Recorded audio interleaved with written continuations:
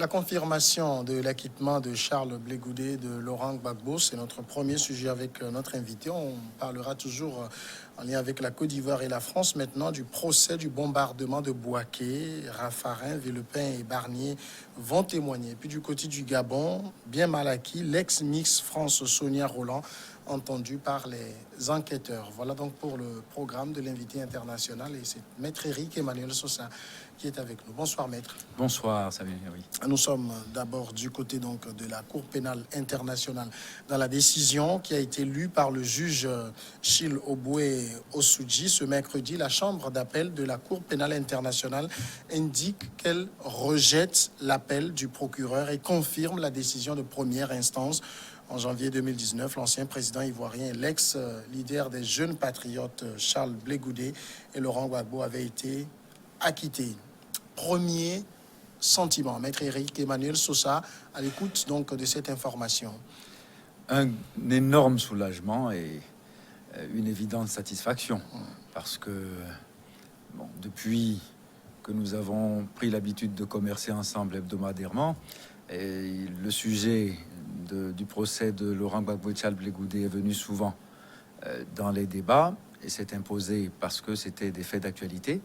En les commentant, j'avais toujours dit que c'était une injustice chronique, insoutenable, que de maintenir Laurent Gbagbo en détention provisoire pendant autant d'années, alors que les charges qui pesaient contre lui étaient d'une fragilité déconcertante.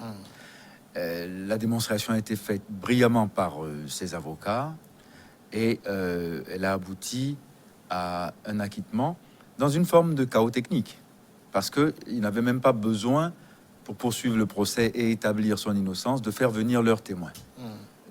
La carence de l'accusation était telle qu'il n'avait pas besoin de cet effort supplémentaire et totalement inutile.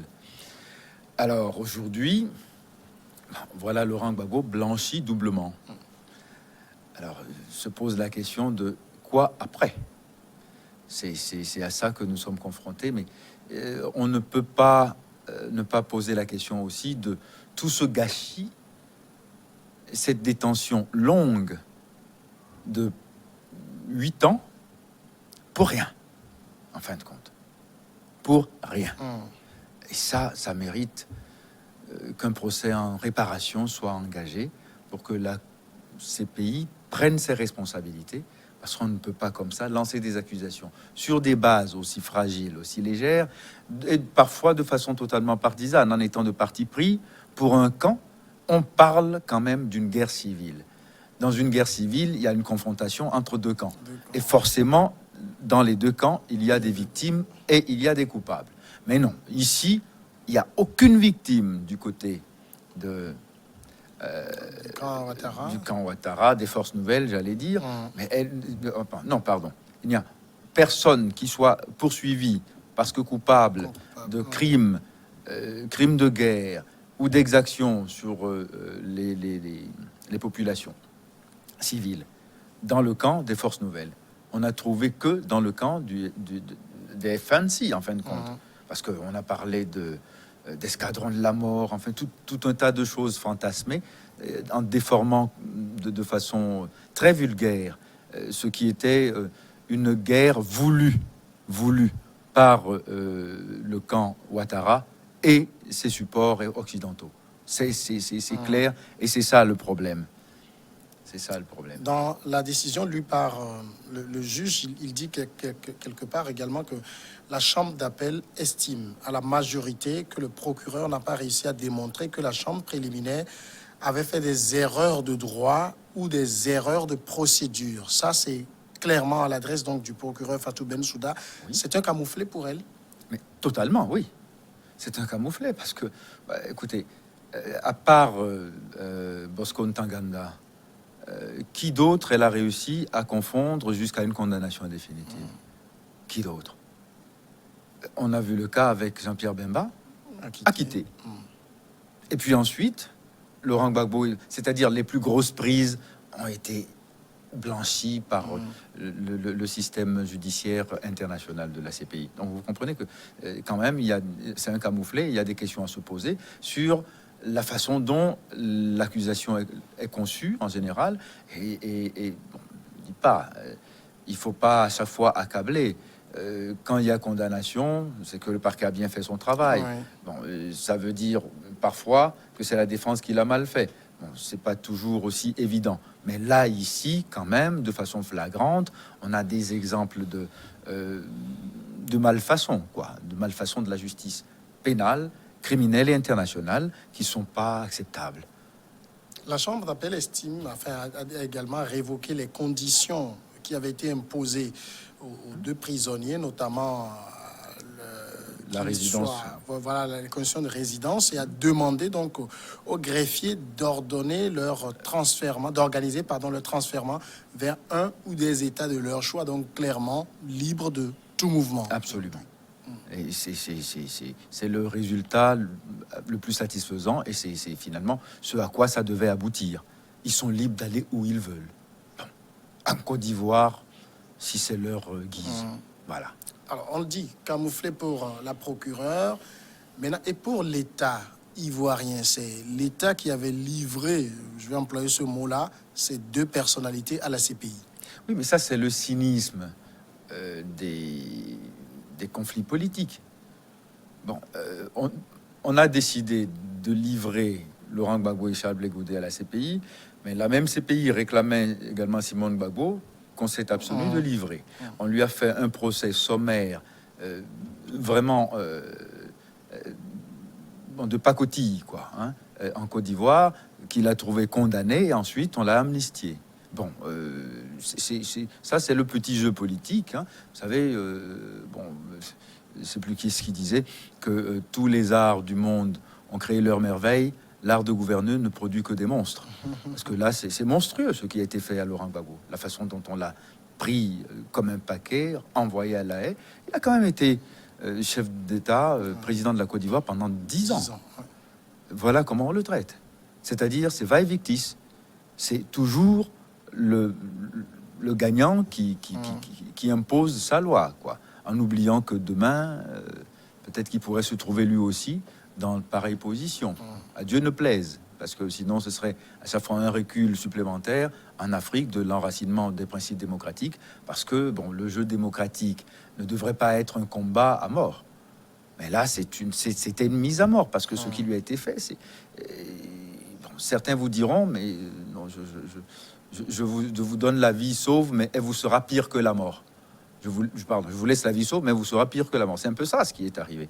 Mais heureusement qu'il avait une résilience exceptionnelle et qu'il avait foi en lui-même et en la justice, parce qu'il savait qu'il était innocent de ceux dont on l'accusait, et il avait foi que la justice internationale finirait par le blanchir. C'est ce qui est arrivé, et pour moi, c'est une satisfaction totale. Est-ce que cet acquittement vient clore, j'ai envie de dire, cette affaire? Parce que non, il y a quand même... non, justement, c'est ce que je vous disais. Non, elle ne vient pas clore cette affaire, parce que si on avait avisé correctement, il y aurait eu au moins, pour que les choses soient équitables et totalement impartiales, il y aurait eu au moins quelques poursuites dans l'autre camp, quelques poursuites.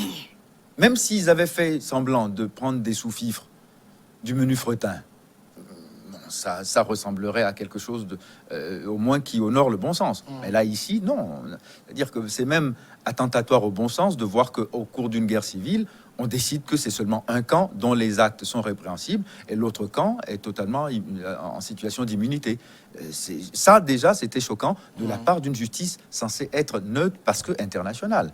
Voyez-vous? Donc, bon, Madame Bensouda, de par ses origines, a peut-être fait le choix de protéger ceux qui sont de son ethnie et les Djoula. Oui. Bon, alors, voilà, il faut le dire clairement, ça.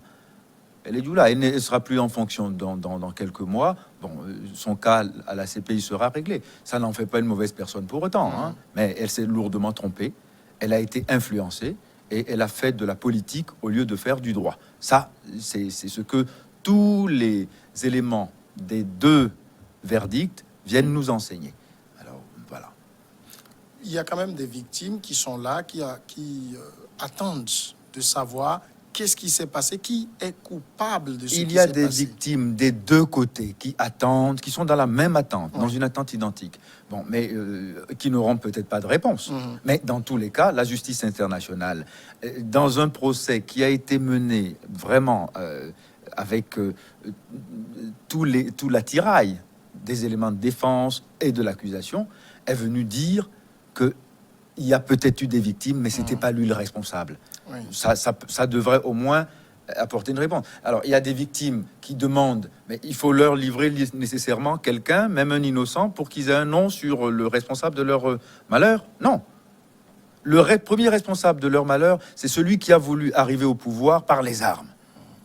Le premier responsable de leur malheur, c'est celui par qui, pour une première fois en Côte d'Ivoire, dans l'histoire de la Côte d'Ivoire, la violence est devenue un moyen politique. La violence armée est devenue un moyen politique. C'est celui par la volonté duquel la Côte d'Ivoire, à un moment donné, a été coupée en deux et où Laurent Gbagbo n'avait de pouvoir que en dessous de Bouaké. Au-dessus de Bouaké, c'était les forces nouvelles qui régnaient là-bas en maître.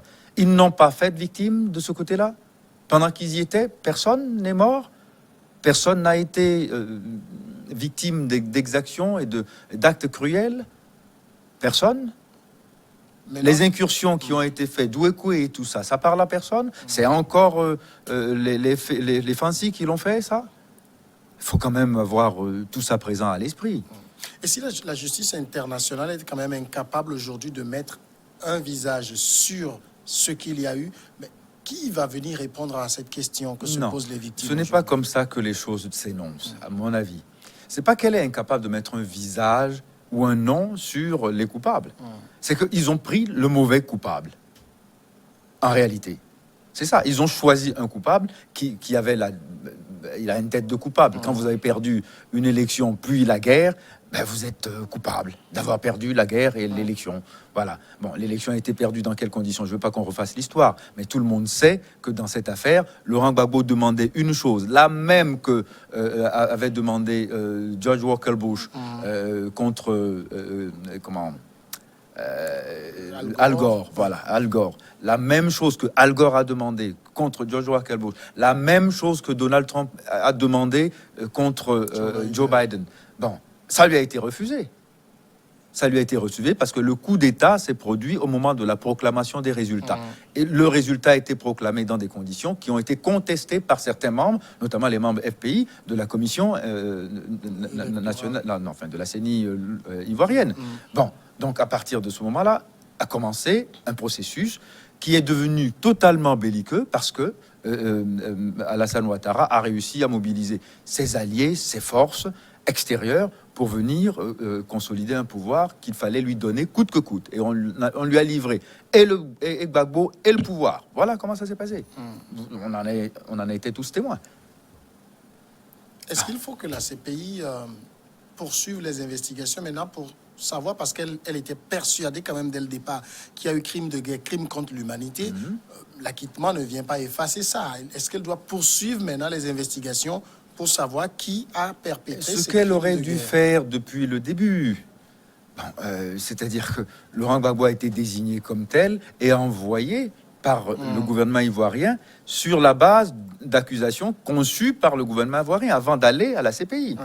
Ça aussi, c'est une vérité qu'il faut dire. Parce que dans cette affaire-là, si on avait envoyé des enquêteurs probes, c'est-à-dire mus par le souci de la vérité simplement, pour faire un travail scientifique et juridique, on aurait peut-être abouti à d'autres conclusions que celle-là. Mais c'était facile, ça salit politiquement votre adversaire, ça le détruit, et bon, ça vous accorde un triomphe incontestable, parce que mais vous avez réussi à le faire condamner par ailleurs par une autre juridiction internationale. On ne va pas se salir les mains.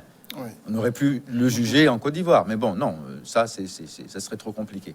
Non, c'est malheureux, c'est triste pour la CPI, mais je crois que ce qui s'est passé est une leçon qu'il faudra tirer à l'avenir. Deuxième sujet, nous sommes toujours en Côte d'Ivoire. On va parler maintenant du procès du bombardement de Bouaké. Les anciens ministres Jean-Pierre Raffarin, Dominique de Villepin et Michel Barnier viendront témoigner au procès du bombardement qui a tué 9 soldats français en 2004 à Bouaké. C'est ce qu'a annoncé la justice française. Parmi les anciens ministres cités comme témoins, seule la ministre de la Défense de l'époque, Michèle Alliot-Marie, a indiqué qu'elle ne viendrait pas, estimant avoir tout dit sur cette affaire en témoignant devant un juge d'instruction en 2010. Voilà aussi une autre affaire, Maître Sosa, qui depuis... C'est l'affaire dans l'affaire. Oui. en fin de compte. Oui, c'est vrai. On ne connaît pas les tenants et les aboutissants. On a l'impression que ces gens de procès essaient d'ouvrir une page de lumière sur l'affaire, mais comme quelque part, on n'a pas trop envie que les choses soient connues. Bon, écoutez, je n'ai pas la même lecture que vous, puisque vous annoncez vous-même dans le titre du sujet que les ministres Raffarin, Premier ministre Raffarin, les ministres Barnier et de Villepin acceptent de comparaître en tant que témoins pour livrer leur part de vérité sur ce qu'ils savent de cette affaire. Bon, de toute évidence, là encore une fois, nous sommes purement dans le jeu cynique du politique. Dans ce dossier, il y a un questionnement énorme. On est allé chercher des mercenaires, ils sont venus faire le job pour laisser croire que c'est Laurent Gbagbo, en voulant à la France, qui a voulu anéantir les éléments opérationnels de l'armée française en Côte d'Ivoire. Et puis finalement, ça a été un prétexte pour bombarder ensuite l'armée ivoirienne. Ça, on ne dit plus ça, mais ça a été un prétexte pour bombarder l'armée ivoirienne. Maintenant, on apprend que le job a été fait par des mercenaires. Bon. Ici, au Togo, on les a arrêtés. Écoutez, quand même, ce sont des soldats français et les appareils de la France qui ont été détruits. Mais on ne fait pas l'effort de demander au moins que ces gens-là soient traduits en France ou au moins soient livrés à la France pour qu'on puisse investiguer sur le cadre opérationnel. Ils étaient soupçonnés, simplement. Mais pour moins que ça, on a vu des gens en détention préventive. Mais non, on a donné le feu vert pour que on les élargisse. Et ils sont partis. Le Togo n'avait pas, à l'époque, aucun élément susceptible de lui permettre de les retenir. Mais quand même, ça, c'est une prouesse de notre police d'avoir au moins participé à cette partie-là de l'enquête internationale, parce que alors qu'on ne lui demandait rien, la police togolaise a trouvé des Biélorusses sur son territoire et a pu faire le lien avec une infraction qui a été commise dans un pays voisin, en disant, mais attendez, comme la victime est connue, c'est-à-dire que c'est la France, je vais peut-être les livrer à la France. Elle n'en voulait pas. Bon, mais ça, quand même, ça fait des zones d'ombre assez importantes, et on se demande ce que l'État français, à l'époque, avait à se reprocher, et pourquoi il n'a pas été plus curieux de savoir ce que ces Biélorusses venaient faire dans cette aventure. Qu'est-ce que ce procès va permettre justement de savoir? C'est-à-dire, aujourd'hui, ceux qui ont bombardé les Biélorusses, il y avait au moins un Biélorusse et 3 Ivoiriens. D'après ce qui se dit, à bord des appareils qui ont bombardé, ils ne sont pas là, ils ne sont pas en train d'être jugés. C'est bien là le problème. C'est une grande frustration parce qu'on n'apprendra pas plus que ce que l'instruction a révélé. Malheureusement, ce procès, il va être atone parce que les coupables, enfin présumés coupables, accusés en tout cas dans leur statut procédural, ne sont pas là. Donc ils ne diront rien, personne ne saura rien de plus. Bon, les ministres vont essayer d'expliquer pourquoi ils ont été si timorés, pourquoi la diplomatie française et aussi la justice française a été si pusillanime dans cette affaire. C'est tout. Mais on n'en saura pas plus. On peut faire toutes les supputations à partir du moment où le banc des accusés est vide. Justement, c'est ce qui me faisait dire qu'on ouvre une page pour donner l'impression qu'on veut faire la lumière, mais en même temps, c'est comme si la porte est un peu fermée, il n'y aura pas cette lumière. Mais oui, ça n'a pas été facile de mener cette instruction. Mon confrère Jean et ami Jean Ballan, de grande mémoire, que je salue par ailleurs, a ferraillé longuement. Ça n'a pas été facile de trouver les éléments pour pouvoir convaincre qu'il fallait poursuivre dans ce sens-là. Ça n'a pas été facile du tout. Il a vécu tous les obstacles possibles. Et bon, aujourd'hui, on aura un procès, mais qui sera frustrant parce que il ne pourra pas révéler grand-chose, à moins que, toujours coup de théâtre dans un procès, à moins que les ministres ou l'un d'eux décide carrément de mettre les pieds dans le plat. C'est toujours possible, hein. C'est toujours possible. Oui. Troisième et dernier sujet, le Gabon maintenant, et l'affaire des biens mal acquis. Sonia Roland, Miss France 2000, a été interrogée sur un appartement parisien que lui avait offert en 2003 l'ex-président gabonais Omar Bongo. Depuis 2010, la justice française enquête sur le patrimoine considérable amassé en France par Omar Bongo et d'autres chefs d'État du continent. En 2016, des biens immobilier à Paris, à Nice, sur la Riviera française, appartenant à la famille du président gabonais Ali Bongo, qui a succédé donc à son père, ont été saisis. Et il se trouve donc que dans les années 2000, l'ancien président gabonais Omar Bongo a offert un appartement à la Miss française 2000. Alors, aller offrir un appartement à une Miss française, jusque-là, je m'interroge. Qu'est-ce qu'on cherche à savoir exactement? Non, moi je m'interroge pas. Bon, je ne dis pas que c'est normal, mais Monsieur Bongo avait une prodigalité sans limite, aussi bien vis-à-vis de ses collaborateurs que vis-à-vis d'étrangers qui servent des intérêts que le Gabon trouve saillant de protéger. Mais ce qu'il y a à dire, c'est que c'est la première Miss France noire, et c'est ce que Omar Bongo a voulu honorer. Et c'est pour ça qu'il s'est senti obligé de lui faire un cadeau que la jeune fille de 20 ans ne pouvait pas refuser. Comment refuse-t-on un truc comme ça? Mais écoutez, la chance a voulu que, à l'issue d'un concours, vous deveniez Miss France. Ça a plu à un chef d'État africain parce que vos origines sont africaines, qui a voulu vous faire un cadeau pour vous honorer davantage en vous donnant un appartement. Et on voudrait qu'elle refuse parce que elle devrait, d'elle-même, soupçonner que, en acceptant, elle serait receleuse d'un bien mal acquis. Non, quand même. C'est pas comme ça que ces choses-là devraient s'analyser. Et je ne comprends même pas qu'on en fasse une histoire, parce que la pauvre, attendez, oui, qu'est-ce que vous voulez? C'est tout à fait officiellement, parce que c'est une transaction qui porte sur un bien immobilier, ça a été fait par acte authentique. Donc, les notaires qui sont rédacteurs de l'acte ont dû vérifier l'origine de propriété et sont chargés de vérifier également la source du paiement du bien, qui est une dation. On lui a donné. Mais attendez, c'est difficile de refuser ça. Elle ne participe à aucune activité publique. Elle ne fait pas partie des personnages cibles. Elle est simple Miss France, c'est-à-dire une jeune fille à peine sortie de son adolescence, à qui on dit, mais écoute, tu fais honneur à notre continent en devenant un de ses représentants, un de ses plus beaux visages sous la couronne de Miss France. On voudrait qu'elle dise non, pas du tout. Si ça vient de Monsieur Bongo, pardon, je n'en prends pas. Mais si ça vient de quelqu'un d'autre, peut-être que je serais tenté de l'accepter. Quand même, non, il faut être sérieux 2 secondes. Mais quand même, pour l'Office central de répression de la grande délinquance financière, elle est considérée au titre de receleuse ici. Oui, c'est bien ce que je dis. Mais encore faut-il, mais pour la condition pour que le recel soit constitué, c'est d'avoir connaissance de l'origine frauduleuse de ce qu'on recèle. Hein.